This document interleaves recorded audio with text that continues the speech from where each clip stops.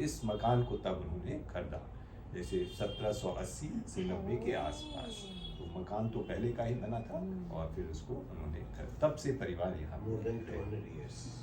तो वैसा ही बना हुआ है, बदलाव नहीं बेसिक हुआ है। आर्किटेक्चर में कोई बदलाव नहीं है। जो जैसे ये धरन है ये सखुआ लकड़ी की है और उसी समय की, मतलब हम लोग तो सुनते ही आ रहे जी, देखते, जी, आप जी। बीच में कभी किसी ने बदलाव तो नहीं कह सकते, लेकिन जो हम लोग देखते आ रहे हैं तब से ये है। और जैसे अब ये टाइल लग गई, यहाँ बरी की जमीन थी तो ये टाइल हो गया, ये दीवार नहीं थी, ये पूरा एक खुला करना था, एक दीवार सी हो गई, ये अलग से हो जाए। तो जो बाबू फतेह चंद आए काशी, उनका हम लोग के पास कोई चित्र या नहीं है, उनके बेटे हैं ये बाबू हलक चंद। इनका जो वैभव था, तो जो पूरा अपने हम लोग का जिसको कहिए सबसे रिचेस्ट टाइम उस समय हुआ। और बाहर आप देख रहे हैं जो पालकी है, उसके बगल में तामझाम, जो हाँ जी, तो जैसे कहते हैं ना बड़े तामझाम के साथ आए, तो उसी पे बैठ के आए।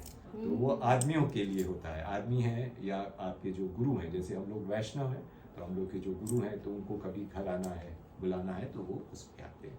पालकी स्त्री पुरुष दोनों के लिए होती है, लेकिन तामझाम सिर्फ आदमियों के लिए या बच्चों के लिए खुला।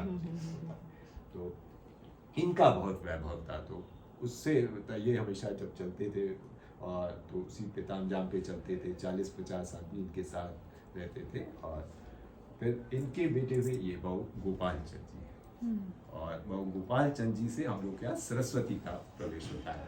और ये जो है, जैसे ये तो व्यवसाय में ही हर समय थे, बाबू गोपाल चंद व्यवसाय भी करते थे और अपना जो है शाम को या जिस समय उनको समय मिले तो गोष्ठी बहुत करते थे। तो उसी एक गोष्ठी में जब बाबू हरिश्चंद 6 वर्ष के थे, कहे बाबूजी हम भी कुछ सुनाएंगे, और करके उन्होंने अपना पहला दोहा जो बड़ा प्रसिद्ध है, ले ब्योड़ा ठाड़े गए श्री अनिरुद्ध सुजान, बाणासुर की सैन को हनन लगे भगवान, करके उन्होंने पहला दोहा अपना सुनाया। तो सब लोग बहुत खुश हुए और सब छोटे बच्चे के मुंह से तब तुरंत उन्होंने आशीर्वाद भी दिया कि बच्चा खूब आगे बढ़ेगा, हम लोग के परिवार को खूब आगे ले जाएगा। और चूंकि सब थे तो उसी समय लिख लिया गया, इसीलिए इसका ऑथेंटिसिटी है कि उन्होंने ही उस समय बोला।